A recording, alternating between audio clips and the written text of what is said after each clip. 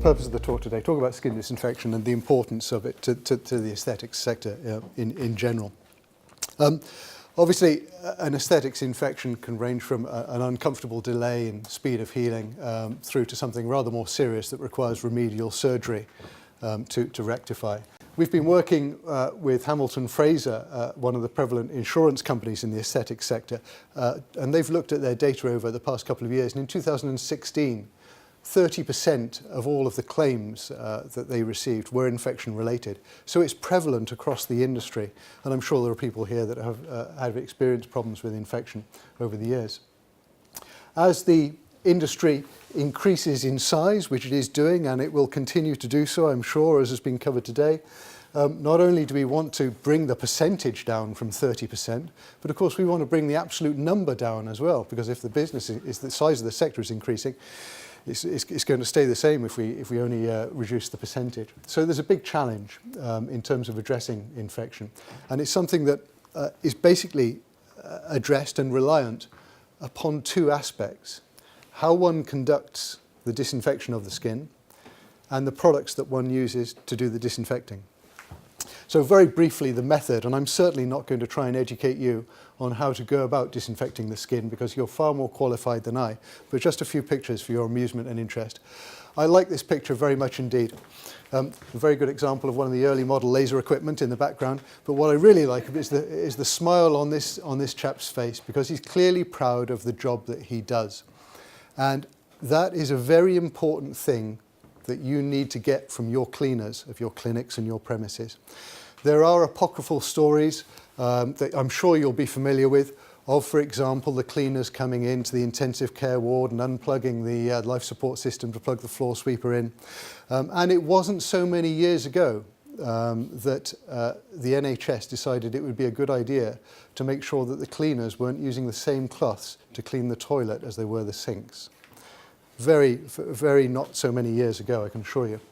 So you really need your cleaners to know what the task is that they're doing, why they're doing it, and what the implications are if they don't do it that well.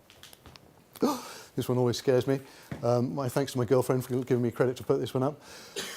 Skin disinfectants are not intended to be makeup removers. It is a very separate task to disinfecting the skin. You've got to get all of that stuff off first of all with something that is appropriate for removing the makeup. Some skin disinfectants will remove makeup. I can assure you that's not necessarily a good thing, but it needs to be treated as a separate task. This chap, anyone? Great Uncle Ignaz Semmelweis, the father of hand washing, 1846 to 1848, ostensibly reduced post-surgical infection mortality purely by hand washing. Similarly, the hair is a great harbourer of pathogens.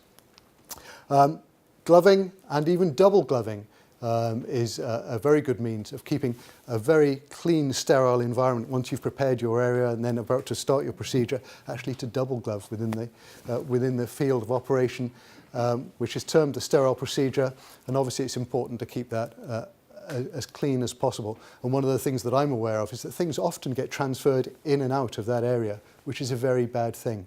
Obviously don't drop your cigarette ash in there either.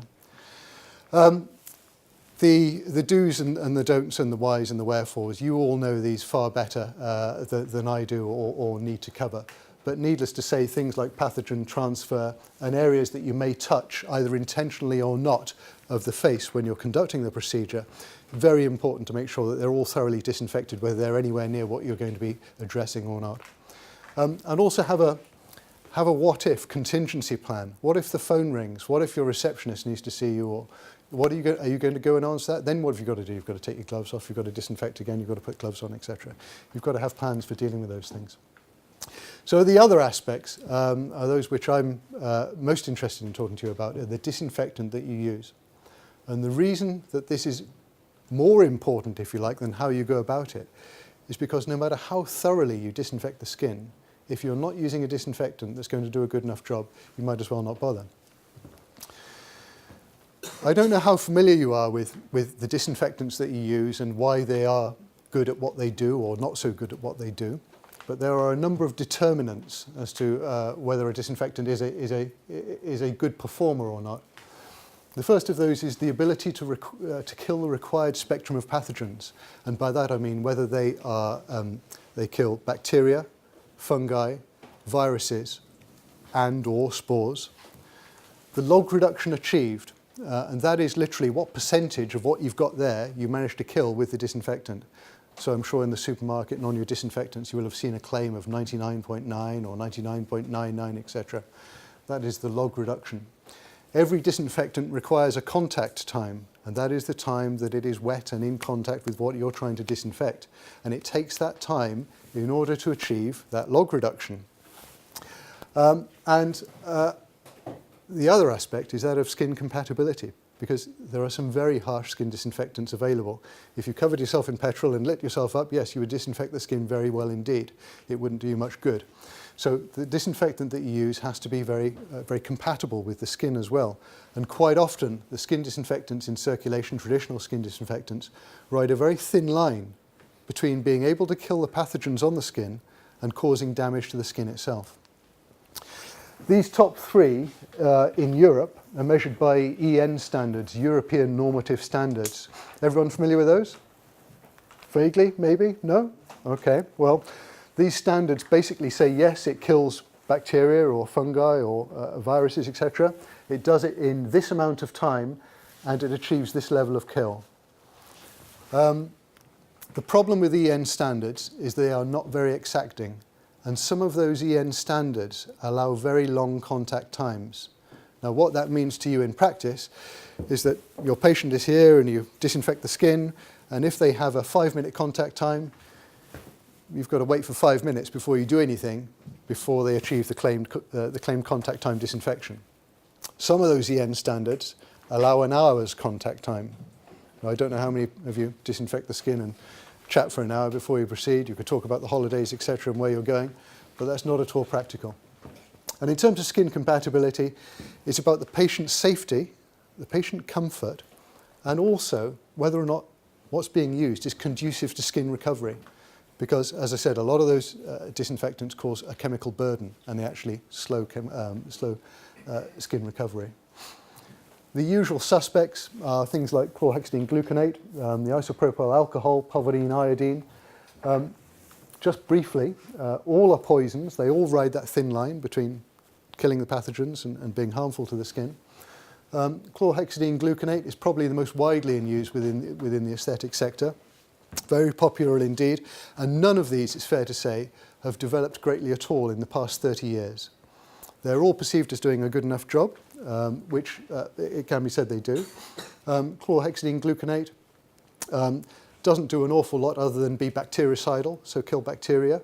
And in recent years, there have been a number of concerns raised about it in terms of pathogen tolerance to it, and also in February of this year, the FDA issued a warning about allergic reaction to it. And there's been a number of instances of anaphylactic shock and indeed people dying as a result of allergic reaction to chlorhexidine. Isopropyl alcohol is often used either on its own or as an addition to chlorhexidine in order to speed its action. One of the problems with alcohol-based disinfectants is that they flash off and they evaporate very quickly. And you therefore get very limited contact times in some instances, and not necessarily the contact time that you need in order to achieve the desired level of disinfection.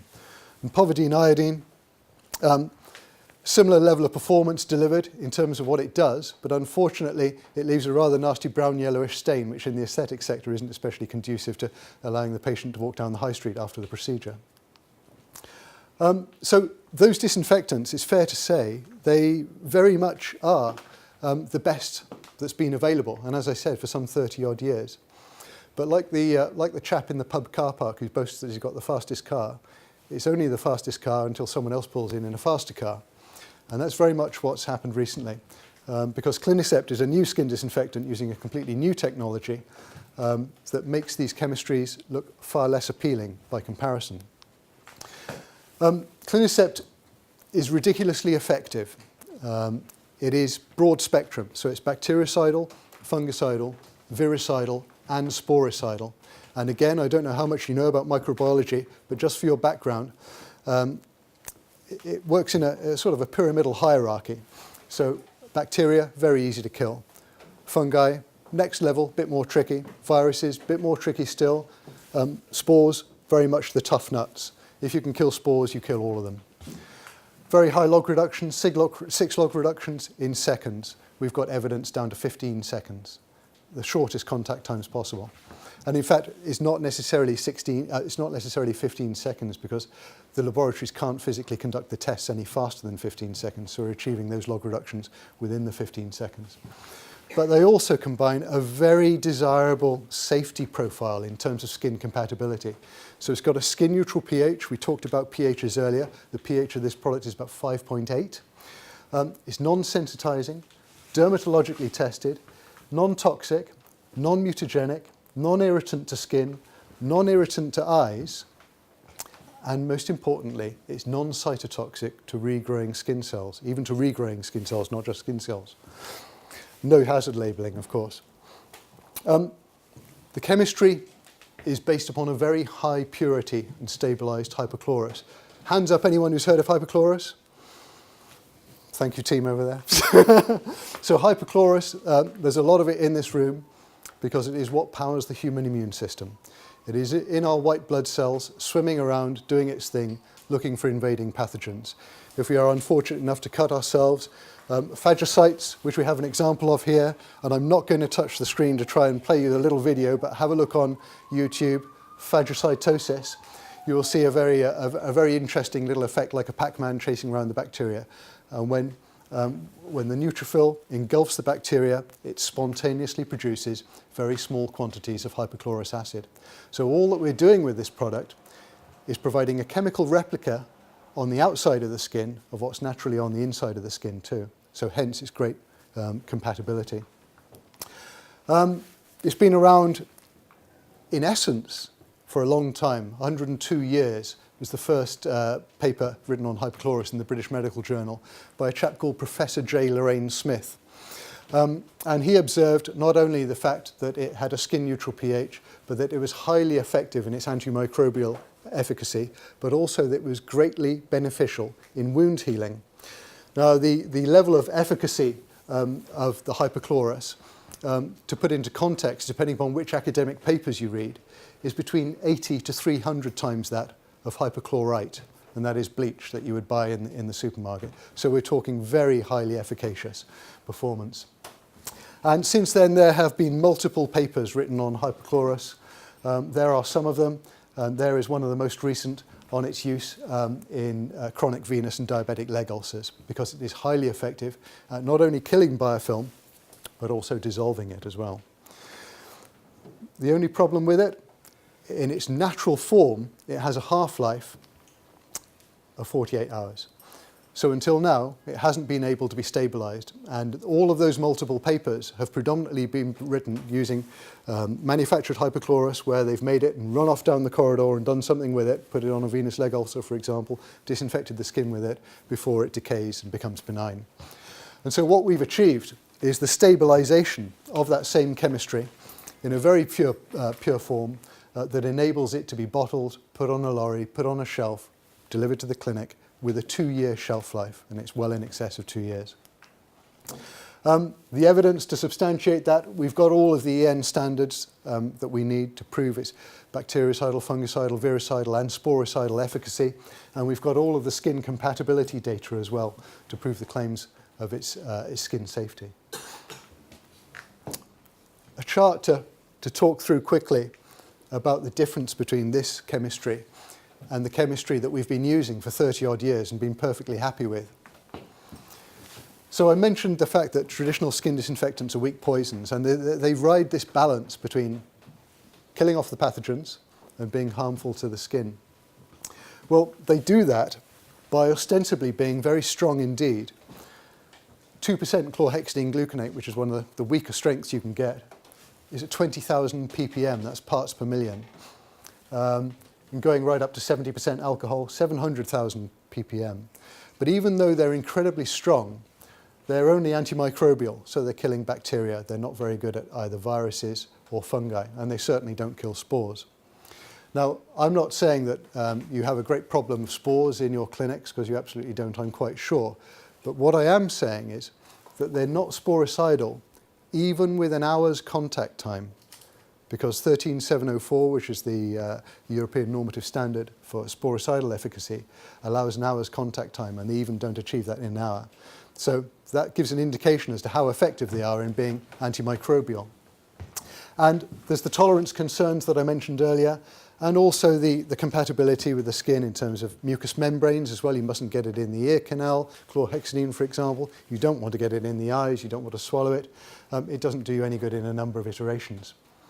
And just to bring that to light, there's a paper published in December 2011 by Stinner and all.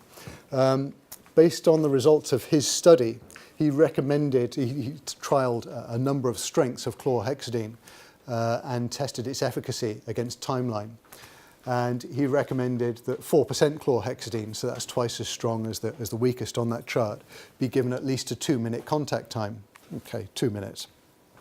Unfortunately, though, even after that 2-minute contact time, that 4% strength, 30% bacterial load still remained in the samples.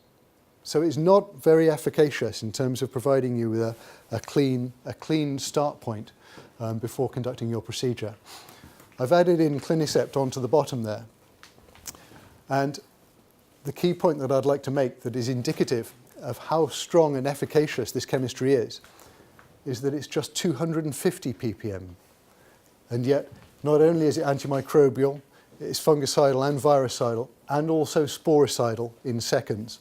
But it has this tremendous tolerance, there's no danger of allergic reaction to it, and it's non-irritant to skin, eyes, etc., as I mentioned earlier. And because of its skin compatibility, this is another great benefit of it, it can be used before, to disinfect the skin before you start, but also during a procedure and after a procedure, without causing any sensitization to the patient. So we're talking about substantially higher levels of skin disinfection than has been achieved or been possible to achieve previously. And all that it's doing in order to deliver that is creating this incredibly clean environment that doesn't present any challenge to the skin regrowth, either from pathogens or from the chemistry itself. And it's only as a result of this product being launched and made available, it was launched in June this year, that we've been able to draw comparisons between skin reaction to chlorhexidines, alcohols, povidone iodine, and this chemistry. And what we've seen is significant improvements in the skin response, which it wasn't known before was being inhibited and hindered by the chemistries that were previously used. So we have a rather large key opinion leader survey conducted amongst our panel, which, when rated on a 1 to 5 scale of not at all impressed up to highly impressed, reduction in redness, reduction in swelling and edema, and also skin recovery times, has recorded incredibly well in comparison to previous practices. And if you have the opportunity to try the product, and please do take a sample, you will see this in your own practice. Less so, of course, in injectables procedures, because you're causing very limited damage there, but in more invasive procedures, those benefits will be quite visibly prevalent. And just to give you an indication to the level of calming and cooling and well-being that Clinisept delivers, this is a picture from a lad who fell off a ladder into a pile of stinging nettles. And we're very fortunate that his mother happens to work for our distributor's aesthetic source. The second picture was taken just 40 minutes later, and so that's indicative of its ability to cool and calm the skin and reduce the swelling and the redness. And as a result of that, our key opinion leader panel, of course, and their use of the product, of course, reported very high likelihood levels of usage and recommendation of the product as well. In terms of the applications that it can be used for, it's pretty much all-encompassing. There is a prep and procedure product, which is in the larger bottle, and the aftercare bottle is in the smaller format, 100 ml, with a very fine atomizing spray. Now, Aftercare for injectables, you're not really going to see much benefit from it. You're making a tiny hole which closes up within an hour. But for other types of application, the aftercare enables the patient to take the product home and to maintain very high levels of skin hygiene by spraying the applicator, closing their eyes, spraying the applicator without even having to touch the skin. So very beneficial, and that's what gives aid to the rapid healing. We're shortly going to be launching a medical device disinfectant as well, hopefully towards the end of this year. And we're also working on a product for clinic hygiene, so hard surface cleaning. I mentioned that the product was launched in June of this year. I don't want you to think that it's a very new and untried chemistry, because it's not.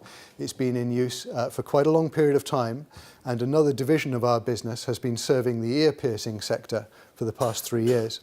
During that 3 years, we've been supplying the world's largest supplier of piercing studs and the world's largest conductor of ear piercings. They've conducted over 12 million procedures using this product as an aftercare. Of those 12 million procedures, there's been 0 reported infections, which is quite astounding. And it's enabled them to reduce their claimed healing time from 6 weeks to 3 weeks, because the skin heals so quickly as a result of it. And finally, I would just like to leave you with some of the quotes, and there would have been more, but I couldn't fit any more on the slide, from some of the leaders in the aesthetic sector in the UK, the likes of Benji Dillon, Simon Ravichandran, and Kambiz Gulshan, who've been using the product to very good effect and are delighted with it.